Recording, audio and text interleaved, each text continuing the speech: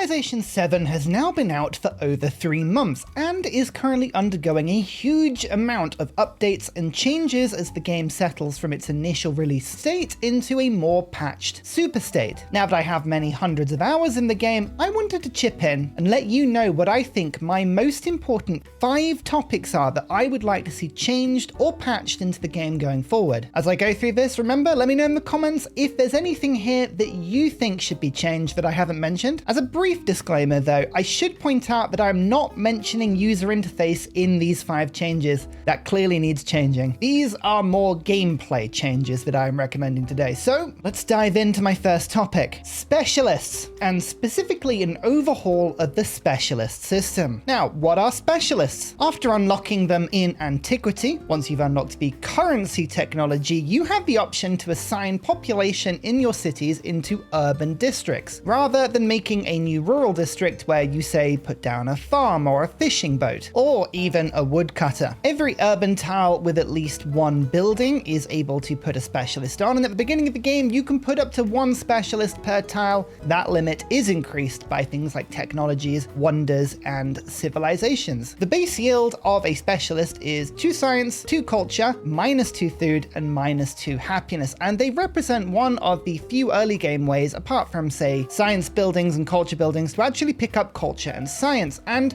this is where I think the game needs to be changed. I would like to see a fundamental change in how specialist numbers are calculated. Let me show you what I mean. Specialist yields are calculated in 3 separate ways. Firstly, there is the base specialist yield, which is 2 science and 2 culture. Then you have the fixed yields that are created by civics and sometimes even leaders or civilizations. These are the boosts that you unlock as you go through the tree. You can see in this game, I've actually increased the bonus to culture by +1. So the default is not 2 science, 2 culture, it's actually 2 science and 3 culture. Those sort of bonuses can be found throughout the civic trees, and later in the game as you go into the modern age in the ideology trees, they can become attached to wonders as well. Finally, you have the yields provided by adjacencies. You can see every now and then the tiles have these really strange additions, like half a food over there, 2.5 production, a little bit of extra science, a little bit of food, a little bit of production. Effectively, what specialists do is they multiply the adjacencies of any adjacency in a tile. What do I mean by that? Well, if we have a look at the yields here, you can see that I have an observatory on this tile. That is a science building. It claims adjacency from wonders and resources next to it. There is a resource there is a wonder there is a resource here, which means this currently has 3 adjacency. 4, sorry, I just mentioned the 2 I just spotted that there. So 4 adjacency on this tile. Every specialist increases that by another 50%. So that's why instead of 2 science on this tile, it's actually 4, because I'm getting 50% of 4 added to my 2. Here is my problem. Specialist yields, in my head, should be a reward of playing well and playing with the adjacencies when building up your city. Currently, adjacencies mean very, very little when it comes to the overall specialist yield compared to the fixed constants that you can pick up just by playing the game. Now, some leaders do try and change this a little bit. Confucius, for instance, gains a little bit more science from specialists, and leaders like Ashoka and Charlemagne can introduce more adjacencies onto specialists as well. But by and large, unless you get some really, really silly tiles, which it is possible to do, and I actually have some examples of a couple of silly tiles in this empire, the extra yield you get on specialists pales in comparison to the yields that you would normally be getting. It's really not worth much. I would like to see a system where the base amount of yield that specialist provides is reduced or lowered a little bit. I'd like to see the 2 science, 2 culture perhaps reduced to 1 science and 1 culture. And later in the game, when we're in the modern age, I'd like to see a lot less in terms of fixed specialist numbers as well. There are a couple of wonders that just make it ridiculous. For instance, Notre Dame provides all specialists 3 culture, which is an insanely large amount. The ideologies, communism, democracy, and fascism also provide a huge amount of specialist yield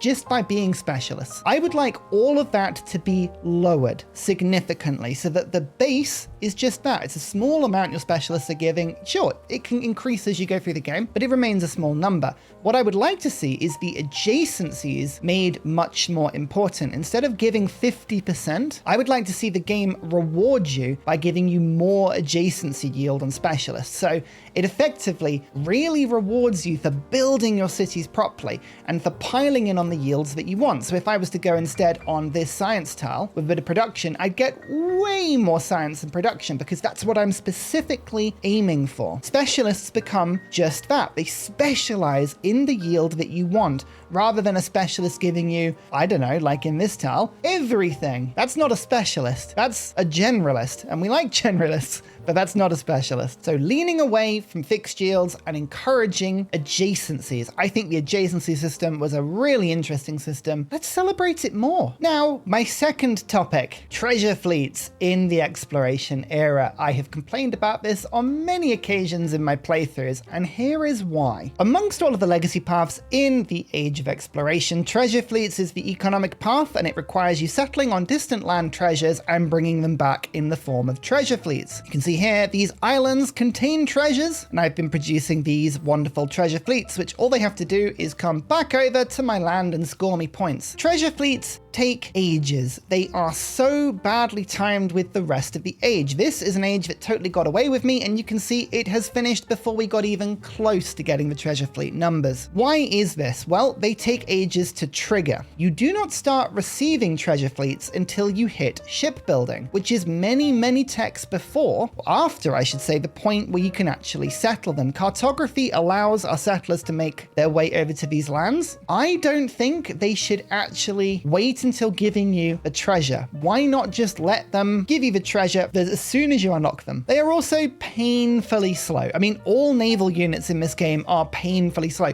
Why does a missionary that's embarked move faster than a treasure fleet? This thing has sails. It's huge. This is some dude with a prayer book. I mean, I guess he is just sort of living on a prayer, who knows? They're also incredibly map dependent. Now, I get that this is an interesting point because exploration is all about exploring and finding the points where the treasure is. But often, as you can see in this game, as a particular example, there just really isn't a lot of treasure. I've settled 4 settlements in order to get 5 treasure resources. No, 5 to get 6, and the rest of it is kind of very much protected by people that are living on the lands. It takes a long time to find it. And finally, when you do get the treasure, you have to wait a very long time to obtain it. On standard speed, it is every 8 turns. That's how often you find treasure. It adds turns and turns and turns on that takes it out of your control, especially when the ages are currently ending by turn 75, 80, 85, that sort of number.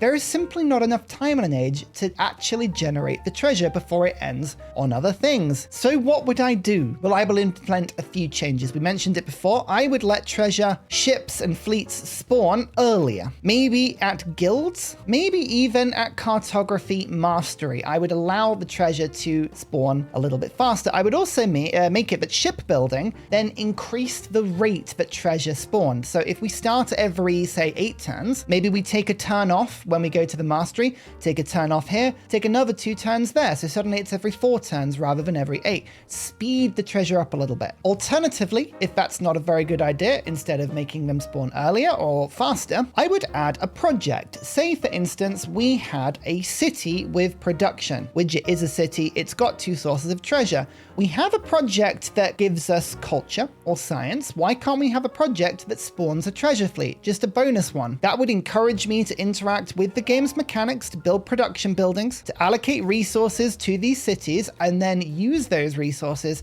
to pile in the production to gain the treasure. It would become a lot more, I don't know, what's the word? Oh yes, economic in the way that it plays, because you're actually actively engaging with the city building mechanisms of using the buildings, using the resources. I think I'm onto something here. I think that would be a really good way of doing it. Maybe even, and this is an alternative strategy, we could tie in some buildings with the amount of treasure that spawns. So for instance, the guild hall. This is a gold building. Why don't we tie this together with the rate or the amount of treasure that spawns? For instance, we could also do that with the shipyard. If there's a shipyard, the treasure spawns faster or in greater quantities. To give more flexibility, you could even, and it's ridiculous to say, increase the amount of treasure points you need to get. If 30 doesn't give you enough wiggle room, extend it to 50 or 60, but make it much easier to spawn and make it much easier to actually increase the amount of treasure that spawns. Do all of that, and I think that the economic pathway will become much more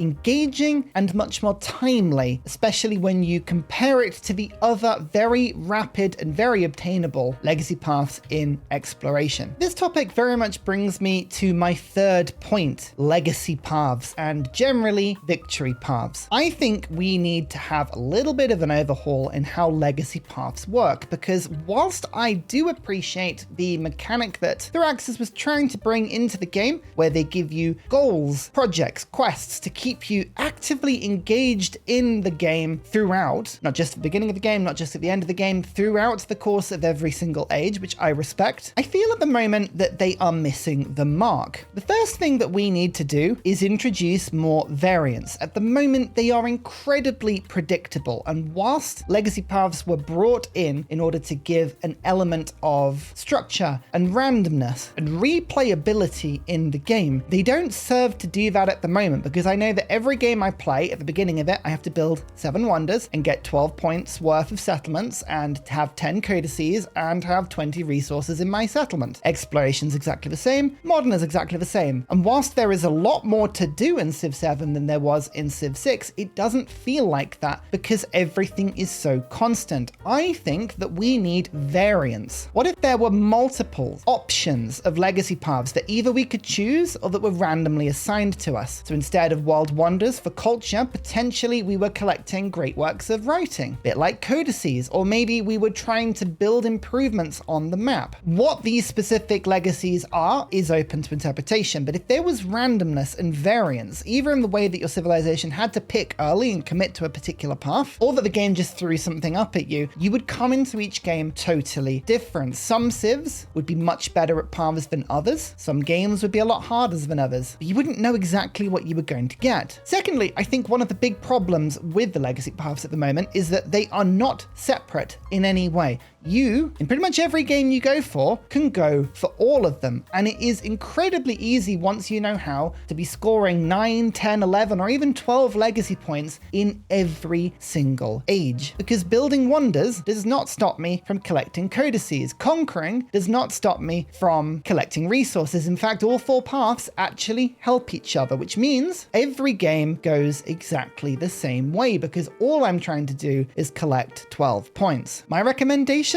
I believe the legacy pathways need to be separate. And more than that, I would encourage the game to actively punish you for focusing too much on one when trying to collect another. Wouldn't it be interesting if every time you unlock the next stage, so for instance, if we look at science, I get my little face out of the way, there are 3 particular legacy points when you collect 3, 6, and 10 codices. Imagine if each one of these was a little bit of a gateway. In order to progress further down it, and in order to gain the legacy points and the things to take through to the next stage, it made the next one in another tree slightly harder. So if I went 1 into science, 2 into science, 3 into science, the amount that I needed to do to unlock culture was even more. I believe that we need to be discouraging the idea that we want to go for all 4 paths in every single game. We should be forced to specialize. What if it was impossible to go for all 4? What if at the very most you could complete 1 tree and maybe get a couple of points in 1 or 2 others? It would mean that A, we weren't being used to getting 12 of everything in every game, and B, it would make every game different because you would have to specialize. You could play 4 separate games with the same leader and the same civilization, and each one would feel different because you weren't able to push too much into one tree. They actively block each other. Like the more you get of one, the harder it is to get another. I appreciate that may be a slightly controversial take, but for me, it's not the fact that these aren't obtainable, it's the fact that they're too obtainable in every single game. An alternative way of looking at this is to make each one actively in competition with other players. Antiquity is a really good place to start on this one because not all 4 legacy paths are the same. In fact, 3 of them we can categorize into one group, uncontested. Nobody can stop me having 12 towns if I wanted to. All I have to do is make settlers and settle. I can have 10 codices. There are endless codices available in the game. Anybody can do any amount of masteries. If there's 3 players in the game or 8 players in the game, it doesn't matter. Everyone has separate codices. And resources, well, trade routes duplicate them, no matter how many trade routes are in a city. Wonders of the Ancient World, however, is a contested legacy path. That is because there are only so many wonders in the game. You can see in this game, we actually only got 6 wonders because they ran out. We weren't able to build a 7 because it was built somewhere else. That creates competition, and it means that this isn't all in my hand. I personally believe that legacy paths should be contested, and if they are uncontested, they should be a lot more difficult. If we had contestable legacy paths, you would not be in a situation where every game was the same, because you'd have to actively play against other people, other AI, in order to achieve those paths, and in my opinion, it would add to the replayability. We now move on to my 4th topic, city-states. Now, city-states is one of these topics where I think Civilization 7 did a lot of good, but it could take a look at Civilization 6 for some examples of how to improve this. What did Civilization 6 do well? Every single city-state in Civilization 6 had 2 aspects to it. Firstly, it had a categorization of what sort of city-state it was. So we had military city-states, science, culture, economic, religious, and industrious. Secondly, depending on its name, it had a special Suzerain bonus. There are some that are just etched in my mind. Ingazagamu, for instance, makes it cheaper to buy units with faith and gold for every building you have with an encampment. Vatican gives you a religious bomb every time you use a great person. Kamasi adds gold and culture to trade routes to city-states. There are so many of these cool abilities that they are literally etched in my mind. I know if I see Auckland on a map, I go, yay, production in the coast. How does Civilization 7 do it? Well, there are not 6 types. There are only 4 types: military, economic, culture, and science. They are a combination of barbarian and city-state in one independent nation hood. And they currently give you absolutely no benefit at all. Not even if you just have a little bit of influence in them. Think the Civilization 6 system with envoys, where you could get yields just by having envoys in them. None of that at the moment. Until you Suzerain, they don't do a thing. When you do Suzerain them, so for instance, I'm just going to grab this scientific city-state, you then have a choice of ability. There are 5 Suzerain bonuses, 20 in the game in total, divided into categories of 4, some for science, some for culture, some for gold, some for military. So what's my problem? Are the options not very good? No, the options are incredibly good, but it's predictable and it is very, very unreplayable. The scientific city-states in every age always have exactly the same bonuses. It doesn't matter which game I go into, I know I'm going to see all 5 of these bonuses. I know that every single time I go for a science city-state, I'm going to go for the 3 technology, because I do every time. It's just the meta. We need to see variance, and that can come in one of 2 ways. Firstly, we need to see more and improved options. We could extend this from 5 to maybe 10, add in more things, have in more effects. There's tons of stuff that could be done. Yields on resources, yields on endeavors, yields on base improvements or buildings, yields on districts or quarters. You can literally just go through and quickly come up with all kinds of really cool ideas. If we expand the options, it means we won't be using the same thing over and over and over. And the second way I would do this is to increase the randomness. If we are able to just select the same list every time, what is the fun with that? What I would like to see is every single city-state, like this one for instance, Oyo Il, what if this had its own constant little tree? Like if I knew if I went to this one, it would give me a choice of 3 of the 10. Maybe 1 is always the same and 2 are randomized, or 3 are always the same, but it's of a choice of 10. So every time I go around to the city-states, every single one has a slightly different pick. They become more associated with specific benefits, or maybe even the list was randomized every time. So I knew, but if I went into this list, I wouldn't always see the 3 technology. Sure, there's always going to be certain picks that I prefer, but it increases the randomness, it increases the replayability. I know that every single game isn't going to be exactly the same. Civilization 6 had proper identity with city-states. It was really cool. I would love to see that appear back in Civilization 7. But looking at the city-state screen, this leads me very nicely to my final point, and I think the most urgent point that I would like to see changed: stacking percentage bonuses. I believe currently they are destroying the stability of the game. They're destroying the balance, they're destroying the fun. What do I mean with that? There are currently 2 ways that you can get stacking percentage bonuses in Civilization 7. City-states is the first one. Science in the modern age is a good example. You can see the scholarly network. 5% science for every city-state you are Suzerain of. Now that doesn't sound like a lot, does it? Well, it's not a lot. It's only worth 17 science for me at the moment. But that's for every city-state we're Suzerain of. And if we have a look at this map, we will see that's not the only city-state. We currently have 2, 3, 4, 5, 6, 7, 8, 9, 10, 11, 12, 13, 14, 15, 16. That means that is not a 5% bonus. That is a possible 80% bonus. And I know what you're saying, Ursa, it's not a guaranteed thing that you would be able to take all of these city-states. No, absolutely it's not.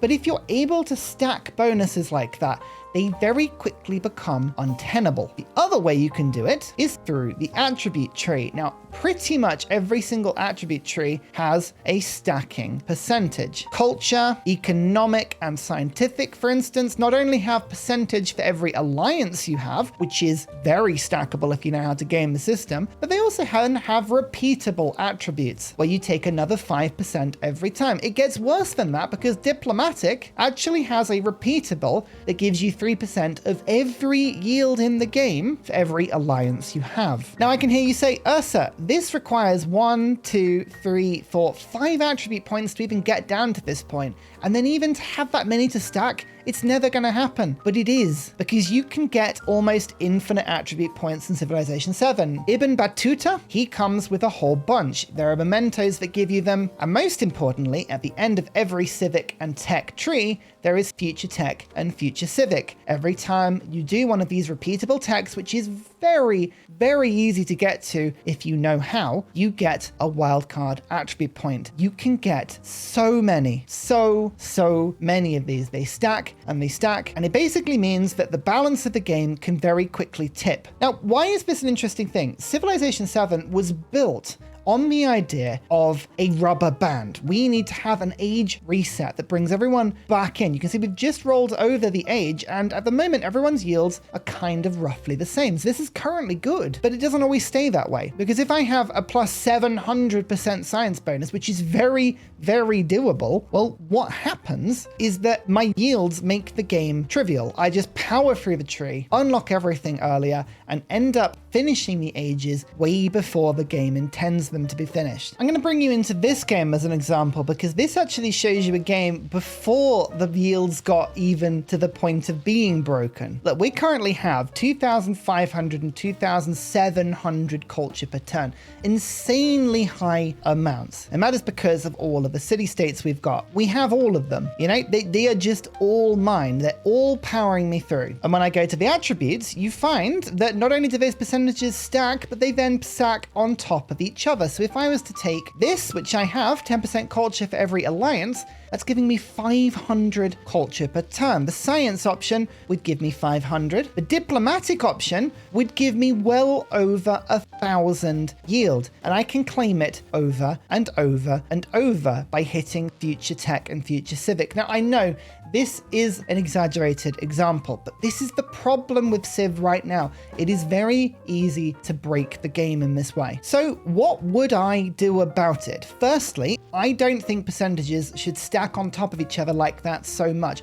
I like the idea that percentages are in the game. They just shouldn't be so prevalent. Personally, I don't think it should be 10% culture for every alliance you have. I think it should be 10% culture if you have an alliance. I also don't think repeatables should be on a percentage. I think repeatables should be on additive numbers. Say, for instance, this repeatable gave every culture building or every district or every specialist a little bit more culture. Something like that was repeatable that would add it in constant numbers rather than percentage jumps. I would also like to see some of the city-state bonuses flattened out. Instead of 5% for every city-state, maybe make it 5% for the first, and then 4% for the second, 3% for the third, 2% for the fourth, 1% for the last, and then no bonus after that. Or maybe have 10% science, but you can only obtain it once. It's difficult. You want the game to reward you for playing well, but there is a difference between additive numbers and percentage numbers. Percentages can be abused. Generally speaking, additive numbers can't be as much. The game kind of needs to pick a lane. You can definitely have things that give you a flat bonus. You can definitely have things things that give you a percentage bonus, but stacking percentages. That's the thing that I think we need to change. Because otherwise what we're going to find ourselves doing is this, where we start to stack the same thing over and over and over. 5 ideas for you that I would bring into future patches in Civilization 7. As I mentioned before, let me know your thoughts. I'd love to hear them. I appreciate you watching this video. If you don't mind giving it a like, that would be fantastic. And until the next episode, I'll see you later. Goodbye. And finally, a very special shout out goes to Glorious Petra, Clibben Ferdas, Poppy Dude, The Nickerman, Matthew Wilkinson, Paul Coffey, Portland, Toon General, Capoyobi Vireni, The Uncivil Engineer, Radiatore, Debo91, Mushkin Mandeltort, Pete, Dan Jamo, Scott Stratton, Major King Kong, Skeptical Bear, Cinnamon Beard, Private Selection, Genoa Salami, Callum Billy, Garrett Gowan, El Truant, Creston, RB Hedged, Burial, I'm Daft, Gooberman, Dr. Bobby, Mixomatosis, NTG Golfman, Indigenous 68, Teddy Zursa, Barnaby Rex, Charlie Bears, Nate the Great, Alex Frost, Mean Penguin, Interplanet Janet, Frankincense Battlezord, Geography Teacher, Juvara, Morax, Sinikush, Echo Bear, Deja Fu, Kovawoo, Legally Trash, Sorted Dutch, Rad Bickley, Shadow of Gaia, Bob Tway, Abstract Fun, Slither Alley, JB Genius, Arctic Fox, Eggshark, Bookaluk79. Thank you everyone for your support. Goodbye!